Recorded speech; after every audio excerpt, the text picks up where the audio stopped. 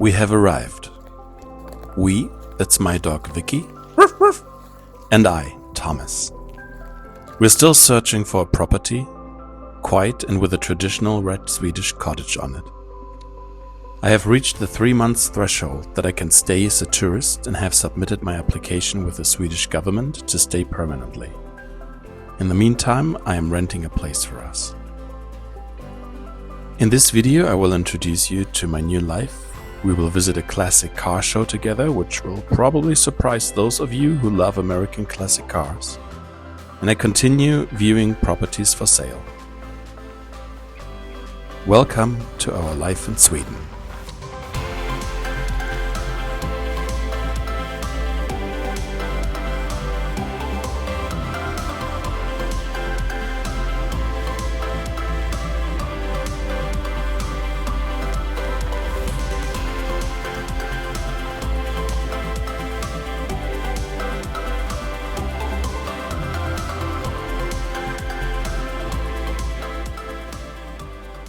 After living in my car for 3 months, it was a real treat to be able to sleep in a real bed, to do laundry whenever I want. And as you can see, it was also due to clean my cooking utensils and, my storm cooker. At this point, I don't really feel comfortable to show you the place where I live because, I'm renting the place. It's not my place. But there's one thing I really want to show you, something that's totally new for me. I've never heard of it before, but there is this toilet, which, is it called combustion toilet? I don't think so.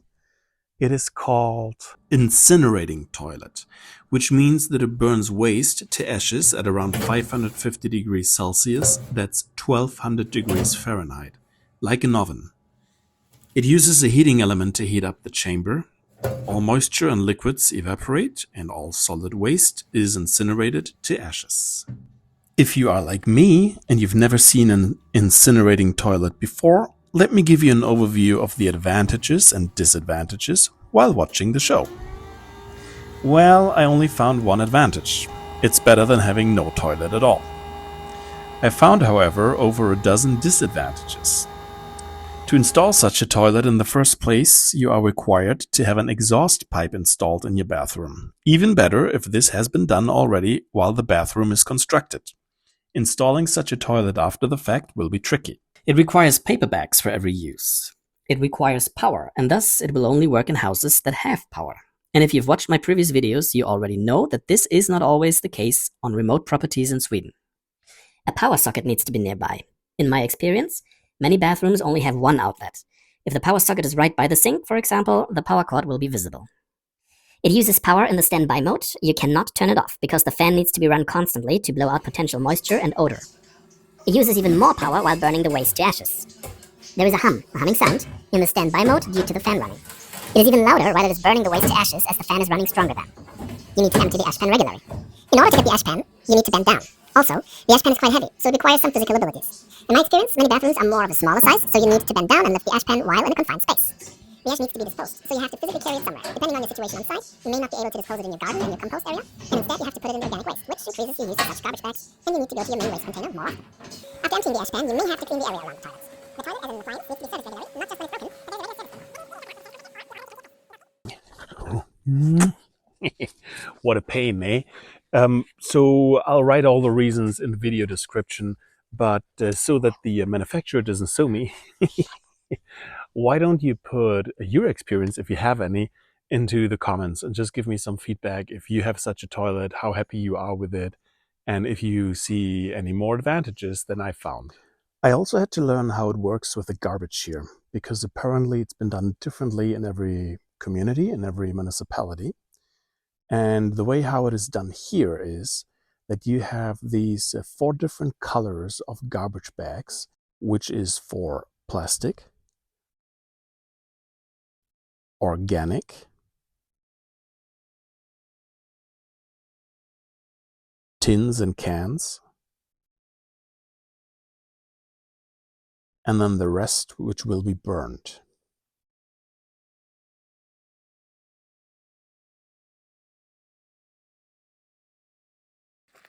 you separate all your garbage into these different garbage bags and put them in the end in one garbage bin.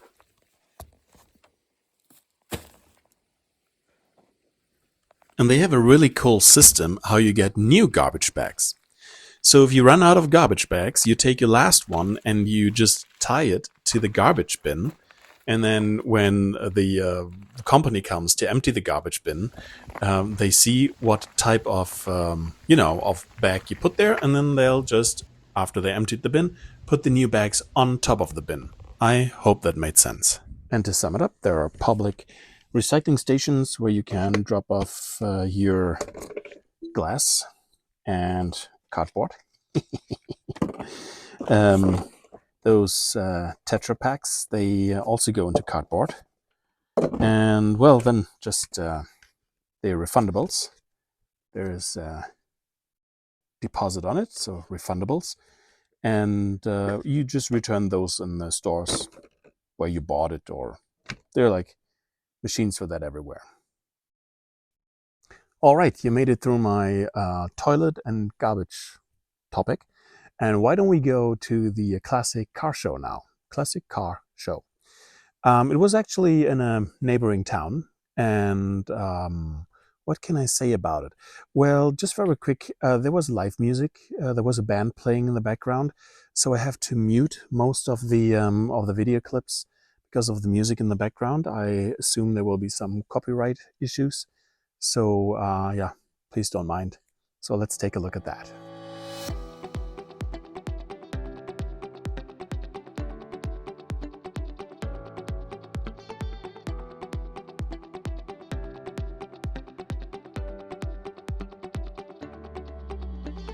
You will see American classic cars here, as well as many European brands, for example from Sweden, Germany, Great Britain and Italy.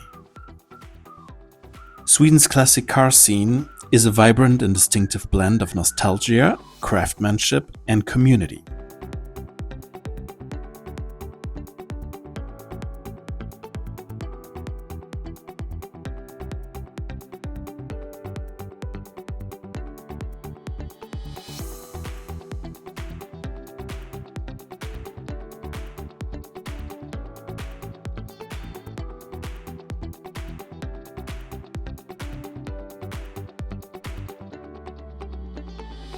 Today, Sweden is so passionate that some estimates suggest there are more restored 1950s American cars here than in the entire United States.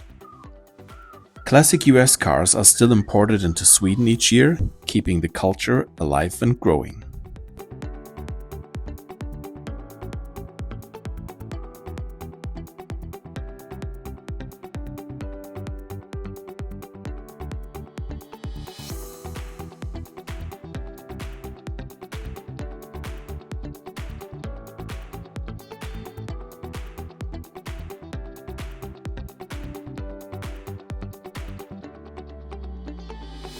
Europe's enthusiasm for classic cars is nearly on par with the United States, and Sweden is one of the continent's most active hotspots. Where Sweden really shines is in its classic car events.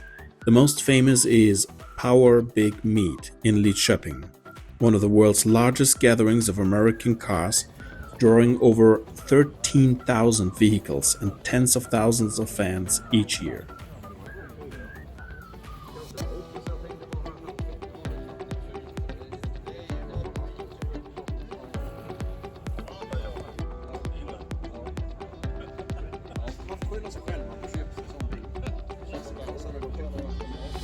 Not unnoticed should be the American Car Club Sweden, ACCS, that brings the classic car enthusiasts together.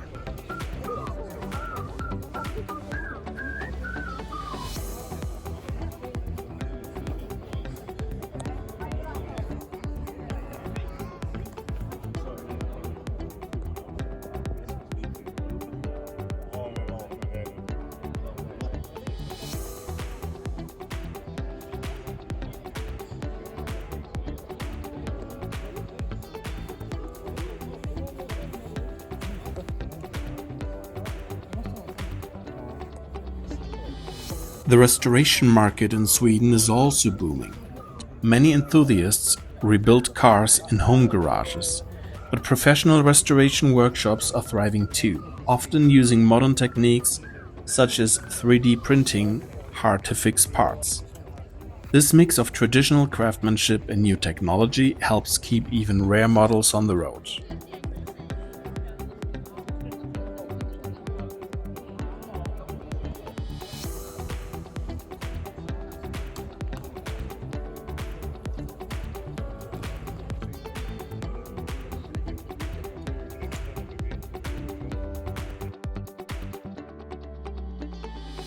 Regionally, the passion runs especially deep in Värmland and Dalarna, areas famous for their cruising culture and strong collectors' communities.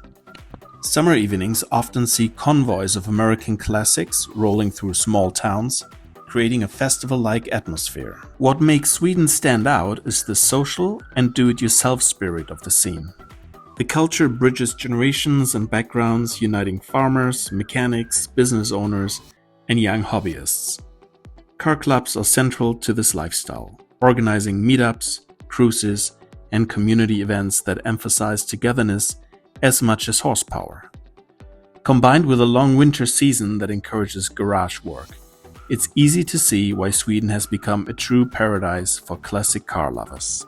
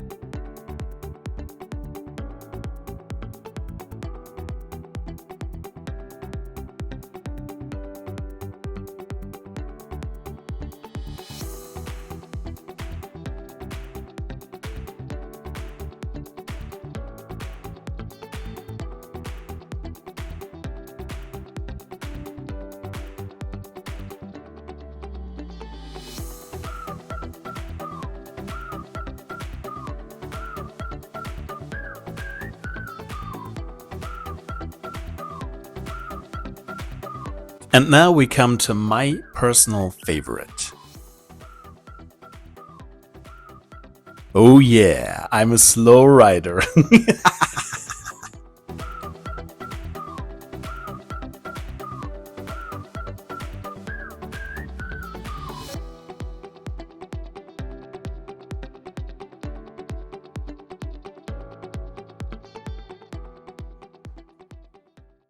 In most of my previous videos, I had also taken you with me on viewings. You know, I'm looking for a house to purchase here in Sweden. Now, lately, there hasn't been much for sale. Well, I shouldn't say that. There's lots for sale, but there has been nothing for sale that attracts me. However, a few days ago, I was browsing through the listings, and then I saw this house. And it struck me right away, and I thought, this is it. Yeah, it's dirt cheap, which means it's a vacation home. It's not meant to be for year-round living. Not that it is not allowed, but the house is just not equipped for that. So actually, the house not only doesn't have a bathroom and running water, it also doesn't have electricity. However, I thought for that price, it might be possible to get electricity. I saw that there are neighbors close by, I should say. So I was hoping that they have electricity, and I could have inquired how much it would cost to run a power line from that house to my house.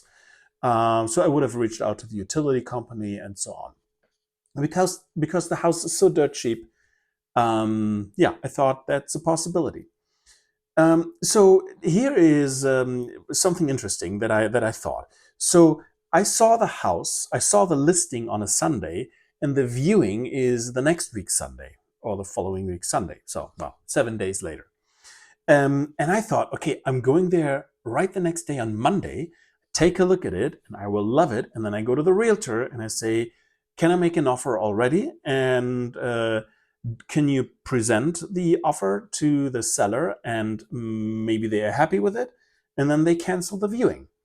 Um, I should mention that there are two viewings already lined up. So for the following Sunday and a week later, probably Sunday as well. Well, round about a week later.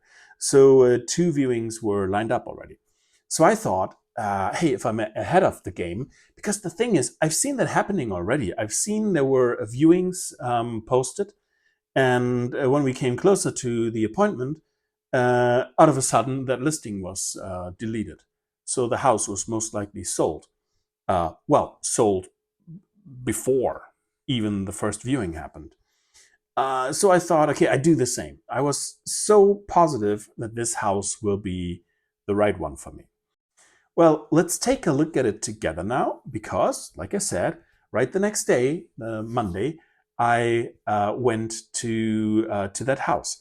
I called the realtor, and she said that she doesn't have time to go there with me because she's totally booked out that day with other stuff. But I was allowed to go to the house and look at everything from the outside.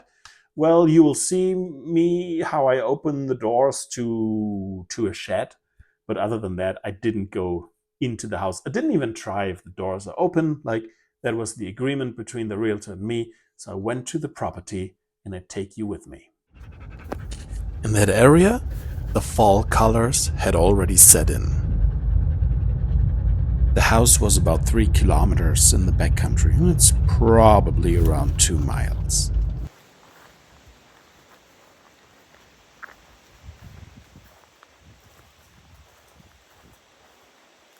After I posted my last video, there was a gentleman who commented that he had bought a property and he knew that it was the right one because he took his dog with him, and the dog gave him a signal, like feeling very calm and lying down in the house. Well, I can't go inside, but being super relaxed.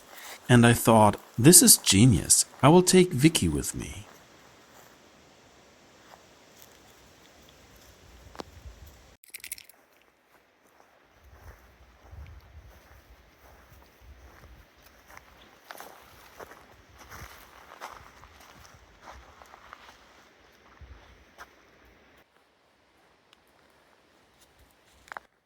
Now keep an eye out. Look on what the house is built. There is a huge rock, maybe on a quarter of the property, and the house is built on that rock, which means there is also a well somewhere on the property, which I saw, but you can't put a water line into the house underground because there's this rock. So that means no chance for running water in the house. No running water, and also no electricity. But I'll tell you more about that in a moment.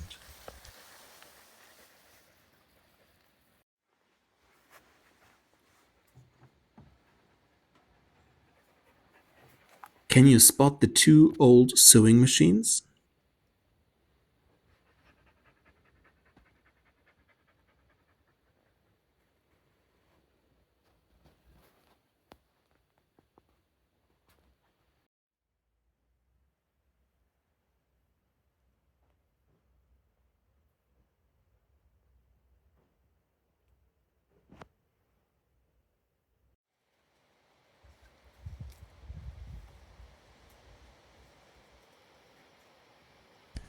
So, again, lesson learned how important it is that you go to a viewing, or like in my case, I went there beforehand, but nevertheless, that you really see the house and do not rely on the pictures from the listing.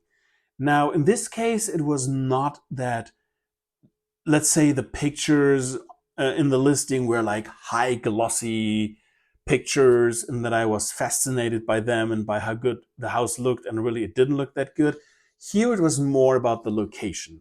So being there, I realized how far in the backcountry the house is, and that the neighbors around seemingly don't have power. There was nobody I could ask because they seemingly are also vacation homes and living like 3 kilometers, which is, let's just say, 2 miles, uh, in the backcountry, with the road that I would need to plow, probably just with a with an ATV and like a snow shield in front of it. Not that I already have one. Um, Seeing that it is most likely impossible to get power to the house. Um, and you have to imagine, like, winter is coming soon, and if you're in the house without, without electricity, without heating, well, yeah, you have the fireplace, but then again, does it have a valid permit? Does the chimney sweeper have to come and reissue a permit? Well, does he find something like a reason that he does not reissue the permit? I mean, and then water, with all it being built on a rock, you can't get water into the house underground because it's all rock, right? Really good foundation, I guess, but yeah. So you have no running water in winter. At this point, no electricity. How do I do laundry? Like, if you watched my videos, you know there is no laundromats, no public laundries here in the area. Um, During the summer months, I went to campgrounds. Well, they are closed in winter as well. So, yeah, I guess, again, this is not it. But hey, here's the thing. So I'm posting this video on a Saturday, and the viewing hasn't happened. The viewing is on the Sunday. So if you like the house, well, you could buy it. It's still there. Hey, and remember, I said there is even a second viewing a week from now. So, well, you have a chance to buy this house. It's still on the market while you're watching this video, if you're an early watcher. So, yeah, feel free to put a bid on it.